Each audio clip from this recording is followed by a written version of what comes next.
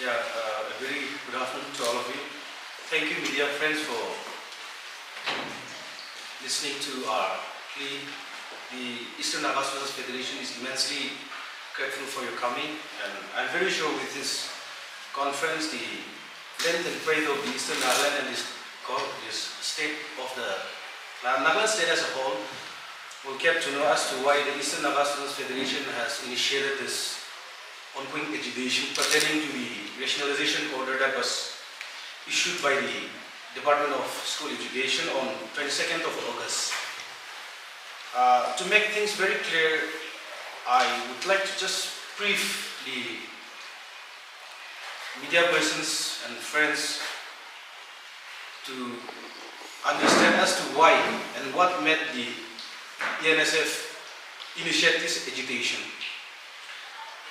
Initially, when the rationalization order was out in the month of February 2025, my federating units first vented out their disagreement before the government of Nagaland, specifically this Department of School Education, that their schools under my region has been severely affected because of the rationalization. However, despite of the repeated representations and representations submitted to the department and the government turned deaf ear to their pleas. However, when the situation excavated, the state government had to take a call to keep the order in abeyance. Thereby, we thought the state government's decision to keep the order in abeyance will bring out with a very properly streamlined rationalization order. However, to our very disappointment, when the next rationalization order was out in the month of August 2025, on 22nd, the order had hardly few changes, but the effects that inflicted on the schools were very adverse. In this connection, the Eastern Naga Students Federation took the burden of this federating units, the Changbetoshe Sachang, the Konyak Students Union, the Kemnongan Students Union, the Eastern Nagaland Sumi Students Union, the Yimkyong Akira Area Ago, the United Sangdam Students Conference, and the POM Students Conference. We took the burden of the federating units and we brought a representation on 26th of August 2025 addressed to the Principal Director of School Education, expressing our disappointment and dissatisfaction in the rationalization order. Also appealing the department concerned that proper teachers, wherever there are shortages, be posted. Especially when it comes to these type of orders, Eastern Nagaland is always at the receiving end. And this is not the first time the Eastern Nagaland is being victimized. Recently is known to the department concerned and the state government. So we submitted a representation in this regard, and thereafter we thought the department at least would give us a call and then sit over it and then discuss the matter and then solve some issues in this regard. However, very disappointed, we didn't receive any invitation. So we were compelled to write an ultimatum on 3rd of September 2025. In that accordance, we again expected the state government or the department concerned at least to give us a call as to why and how it should be settled. However, very disappointed, they did not pay any heed to our ultimatum also. Therefore, we are compelled to come to the streets or lock the offices of the concerned department to show our resentment that this is not justified and this injustice cannot be meted out in a continuous process as if it is in a planned manner. So, these are the reasons why we are going for this agitation. Today we have ended 4th day of the agitation, if the government or this department concerned continues to stay adamant to the call and the ultimatum of the Federation and my federating units, I will be put in a position to ignite, intensify my agitation, our agitation. And it has to be mentioned that the ENSF will not be held accountable or responsible for any untoward that may happen out of the agitation. Because, as said, Eastern Nagaland has always been on a receiving end when it comes to such injustice treatments.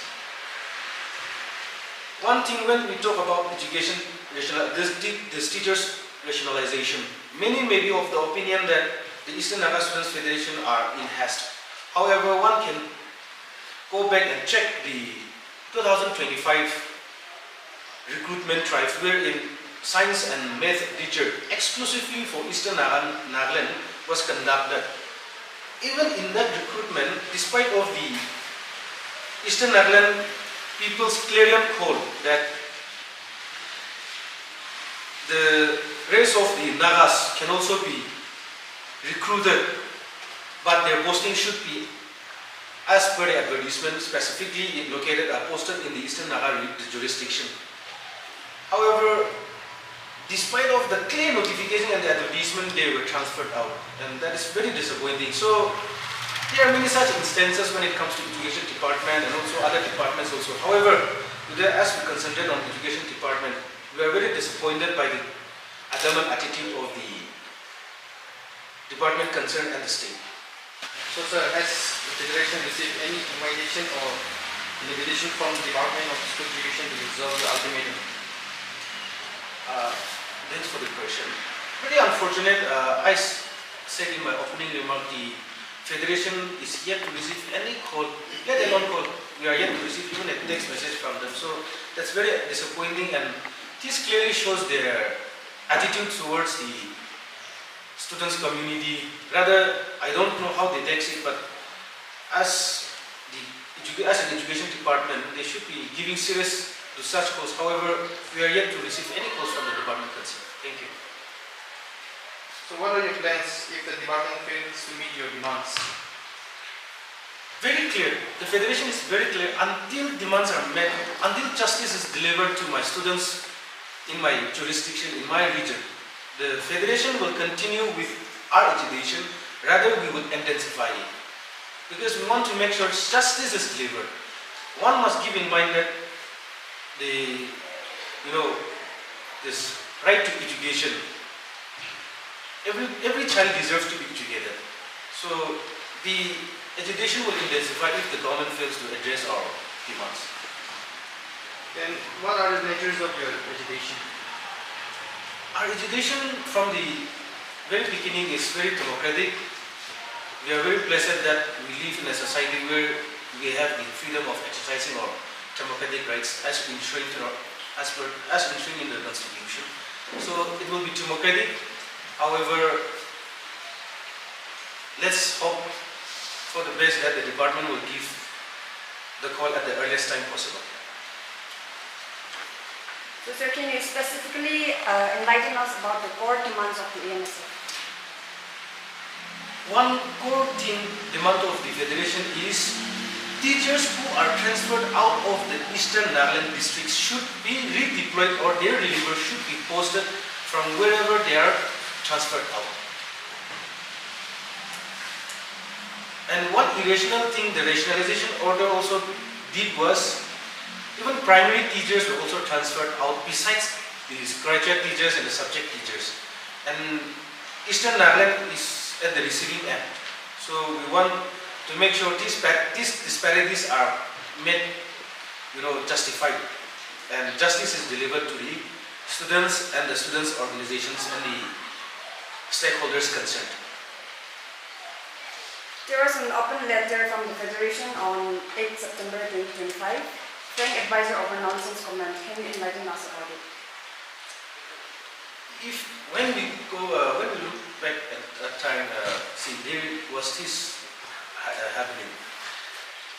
On 3rd of September 2025, when the ENSF and our federating unit presidents, we went to submit our ultimatum to the Commissioner Secretary of Education Department, we were invited that the advisor of school education desires to have a sitting with us. And respecting the call of an honorable leader like him, we went and then we placed our resentment. We submitted the ultimatum to the Commissioner Secretary the same day.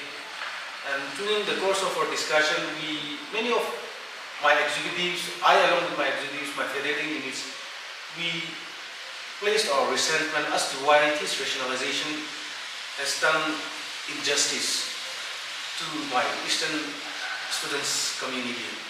And in the process of our discussion, when we said that this rationalization is doing injustice and this rationalization should not be happening in the middle of the academic session and it should not have happened.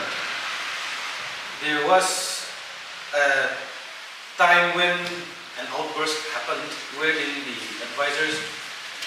honorable advisor was made to comment that it's nonsense. So we showed our resentment in terms of open letter for the same remark, and we hope and pray the same is not, that the same doesn't happen in the days to come to anybody, let alone ENSF. Let ENSF be the last organization or anybody for that matter, and we want to make sure that this type of incidents does not happen in the days to come. And one thing, the ENSF is strongly of the opinion is, if I'm not wrong, there was an extraordinary official gazetting read in, I think it was on 9th of November 2027, wherein it was about the teachers, 2017, yeah, wherein it talks about the teachers of transfer posting of the teachers. That also was deliberately, overlooked this time. Because when we look into that, it says primary teachers are appointed to schools taking into account linguistic group and linguistic area and shall not be eligible for transfer to any other schools outside the linguistic area except on the following grounds. And there are some certain rules under that. And one hand, and in the other thing, in the official gazetting, it said, it read as 9th November 2017, the Nagaland Extraordinary Gazetting. Serial number 25, sub number 5. Serial number 24, sub number 5. Transfers and posting of shall be done only in the months of November and December. No transfers shall be carried out in the middle of the academic season. The department have deliberately overlooked this type of notifications. So I think the department also needs to ponder upon as to why these things are happening. And one thing I also would like to add is, when the ENSF had a sitting with the honorable advisor, we were told that this is the decision of the cabinet. So we want to also make sure such a respectable institute like the cabinets, we always look at them that whatever decisions they take, they always take into account all the dynamics that no injustice should happen. However, I don't know whether the department did their homework properly or not with the facts and figures when they presented before the cabinet meeting. But I hope and pray the bureaucratic level, the department also does not make such errors and such loopholes are not happening in the future. And then the cabinet also looks into such type of written records so that there are no false implications or any such type of loopholes happening in the near future. Yeah, thank you. In the recent rationalization order, as per district and within district and outside district, these are some of the figures I can provide. Nonglet district, 62 teachers affected. Tingsang district, 24 teachers affected. Kifri, 2 affected. Mom, 45. Noglak to Shamodar 15. And out of districts, transferred out of districts, I have 32 teachers being transferred. So how can the federation be put in a position to remain silent on such, huge figures when the state government is really under, the high rate of unemployment? How can the ENSF be put in a position to remain silent on such a massive figures when these high numbers are being taken out of our region? And on the other thing, when it comes to math and science teacher, which I was mentioning earlier, this recruitment was specifically, exclusively conducted for the eastern region. Out of 71 teachers, science and math teacher recruited, 12 are already being transferred out without our knowledge and without anything. As per the procedure, these people should not be transferred because these posts were created specifically for Eastern Nagaland. But when all these things are also being taken out, how can I also trust the system that in the days to come also it will not be happening? So the Eastern Naga Students Federation's strong representation in this regard was also submitted. So our demand also in this regard also is that those teachers who are transferred out, who were recruited exclusively during this recruitment meant for Eastern Nagaland, should be reverted back. The 12 post of subject teachers is no job. These people should also be reverted back to their respective place of posting is what the ENSF demands. Yeah. With regard to the earlier question raised by our brother on our plans, if the department fails to meet our demand, as my president have stated earlier, we have entered into day 4 of the first phase of agitation, and from tomorrow we will, with no other option, declare to commence with our second phase of agitation. And in that agitation, we have programmed and then directed the federating unit to seal down all the government offices, to close down all government schools, and number 3, restriction on movement of government registered vehicle. However, we have some exemption, that is district administration office, medical, police, fire and emergencies, power, paramilitary and banking services. Likewise, our mode of agitation shall intensify in the coming days to come. I hope those sitting in the competent office of Department of School Education as well as in the government, they are also human to listen to the genuine cry of our eastern people. Thank you for that. Schools, we are concentrated only on government sector. Private schools will be exempted. And it will be happening all over the eastern region. Entire Eastern Nagaland, yeah. Only for tomorrow? No. We will intensify. Unless the government agrees or our agitation is indefinite, until such time the government hears our plea.